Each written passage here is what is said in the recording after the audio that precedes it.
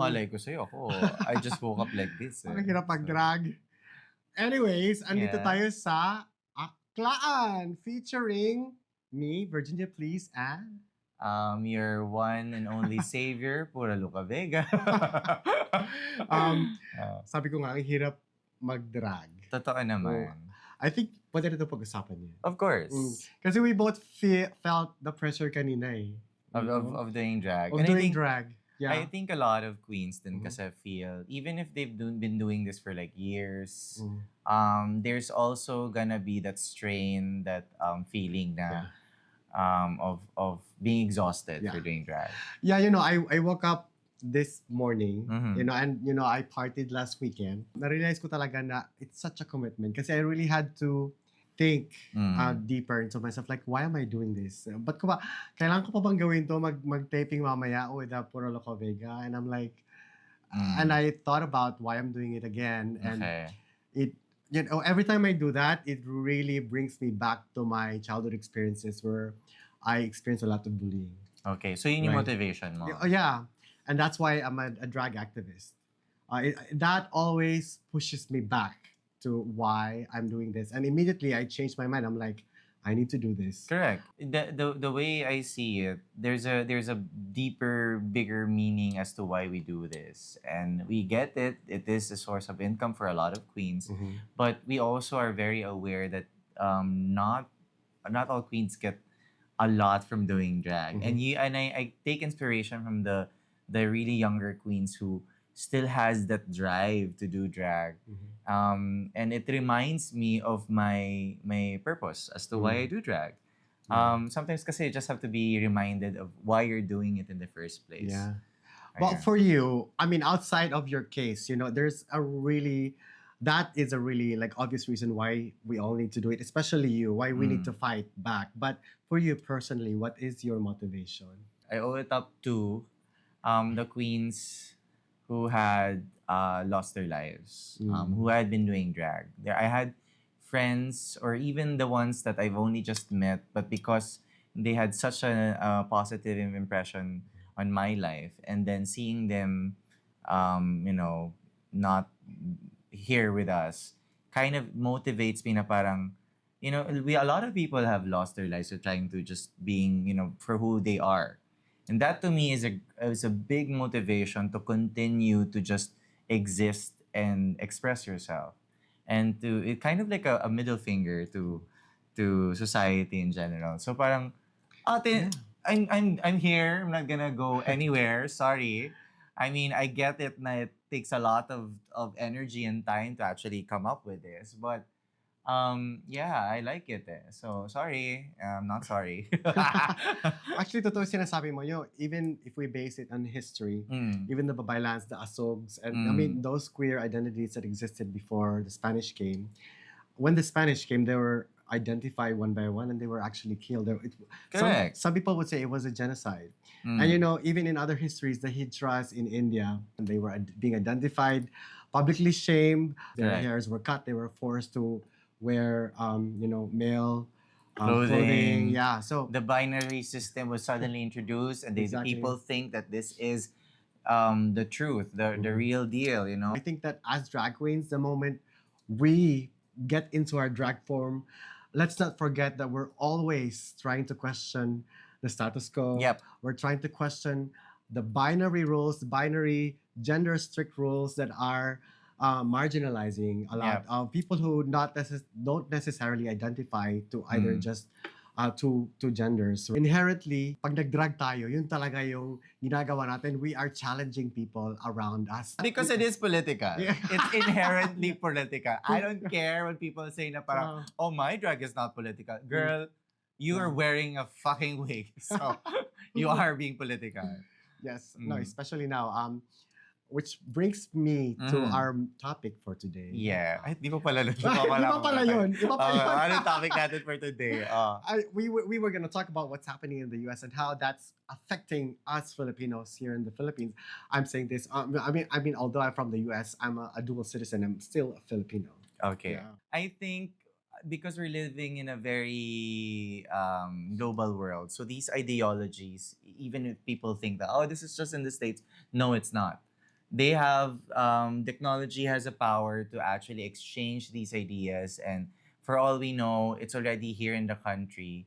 The idea, because they're targeting very specific Mm. groups. When the president of the United States have said a lot of things against trans, they're trying to erase the trans community. Mm. I mean, I don't get it when you remove a letter in the LGBTQIA plus community. It's not the same community anymore. I think we owe it up to the trans people because they have been there, existing even before. Mhm. So I think it's like for me, it's like another episode of, I don't know, like find a group that we can target on, and I think Yes. yeah, Yeah. diba? Like Yeah. It ripples all around the of world. I mean, yeah. course, it has been happening, and I think this hate, on the community is something na parang it transcends whatever country you're from. Yeah. So I guess dapat natin himayin paano ba tayo naapektuhan sa nangyayari sa States. Paano? Galit na galit ako. Dapat No, yan. I mean, how does it affect us on a daily basis? How are trans people in the Philippines are affected by this? Let's examine how, and Mhm. let's watch this video because I think this video is very informative as to paano nga tayo naapektuhan sa Oh, mga go. panukala na nangyayari sa States. Sa anong video to? I have a friend, Nicola Cosme, who is the founder of the Red Whistle, which is an HIV and AIDS awareness Love that. Okay. organization. Let's Yes. watch the video. Sa tingin mo, ano ang epekto ng bagong panukala ni Trump na pinatigil niya ang mga suporta sa iba't ibang countries in terms of health programs, especially with HIV and AIDS programs? Anong epekto nito dito sa Pilipinas? Oo.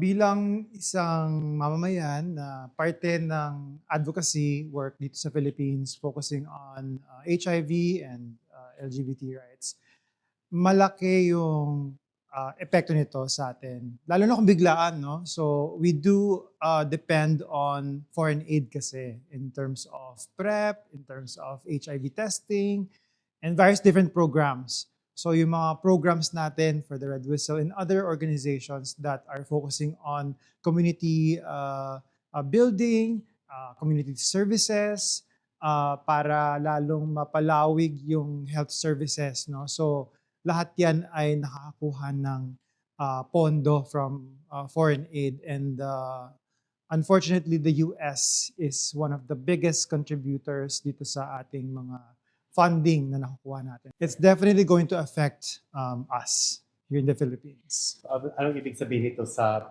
pangkaraniwang tao na, for example, taong independent sa mga...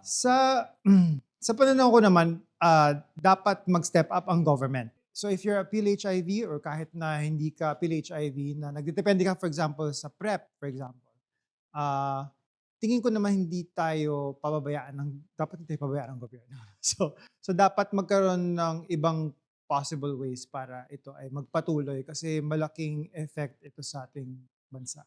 Ang galing ng sinabi ni Nicolo. At Nicolo, thank you for the work that you're doing. Sure. Being the founder of the Red Whistle, you've helped a lot of people. Up to now, people who have depended on ARVs and PrEPs. We badly need it because alam naman natin kung ano ang sitwasyon sa HIV and AIDS dito sa Correct. Pilipinas. Di ba ikaw nagtrabaho ka sa DOH? Oo nga dati yon. Yeah. Okay, wala na ako. No, I think the government, and I agree with what Nicola has said na with the foreign aid funding being cut off, there is a pressure for the government to actually help more. Resources are scarce, I get it, but we have to also prioritize health concerns, especially in the Philippines, where in the cases for HIV has skyrocketed. We need to pressure both the foreign agencies that have provided aid and also pressure the government because it is the role of the government to actually provide these services. From the government side, hindi ko naman masasabing walang nagawa. Pero at the same time kasi alam kong kulang pa. Sometimes the changes had been incremental, but I've seen the changes. Kasi dati, this was not readily available. The medicines was not readily available. Sometimes, you have to have a certain threshold for you to get ARVs. So dati, medyo hindi siya ganun ka-accessible. So ibig sabihin, kapag you had HIV, tapos hindi pa mababa yung CD4 levels mo, pwedeng hindi ka muna bibigyan ng gamot. Which is also, because in other countries, automatic dapat binibigyan na yun para ma-suppress na siya. But now, well, supposedly, lahat can already access it. But with what has happened in the States and how they decide to cut off, it does put us on edge. We need to be hopeful still. Kasi medyo, I don't want people to feel like there's no hope. Yeah.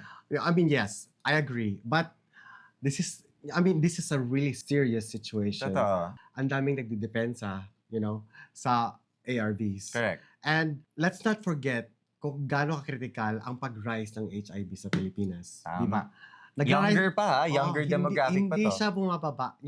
In 2009 when I left, I started to take the test during that time. It was the very first community-based HIV and AIDS awareness program. After that, I collaborated with Nicolo.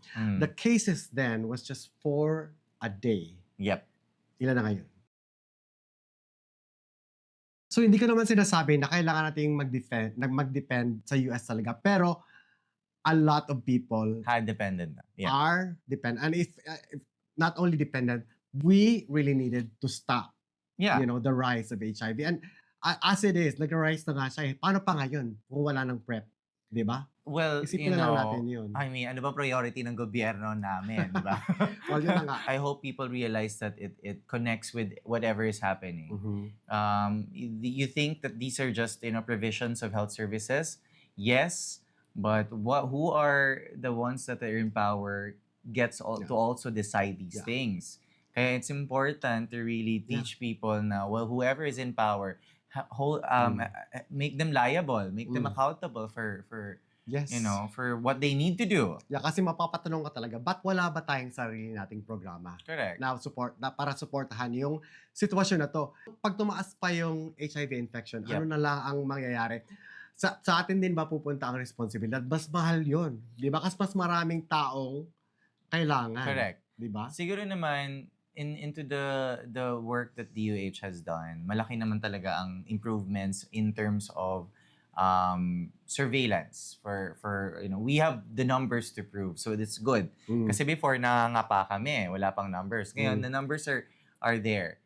What to do with the numbers though? I think that's the next challenge. Kasi we know that the numbers are increasing. We know that it also affects the younger demographic now. But we need to reflect on the program even more na parang how do we actually lessen the transmission of HIV?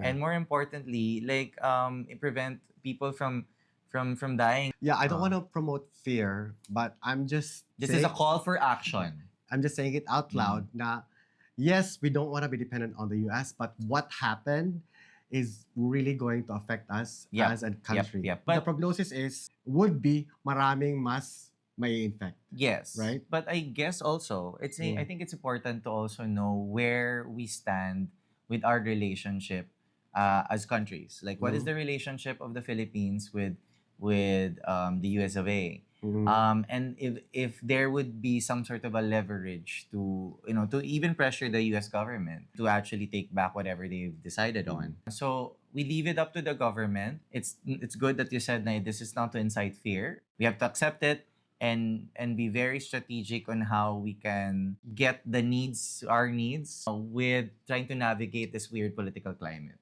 Yes. At dyan natin tatapusin ang pag-uusap. Bakit? Bakit? Marami pa tayong dapat pag-usapan. Pag-uusapan natin yung pagboto Okay, after, tama, diba? Sa tama, next tama. episode. So watch out for the next episode. Yes!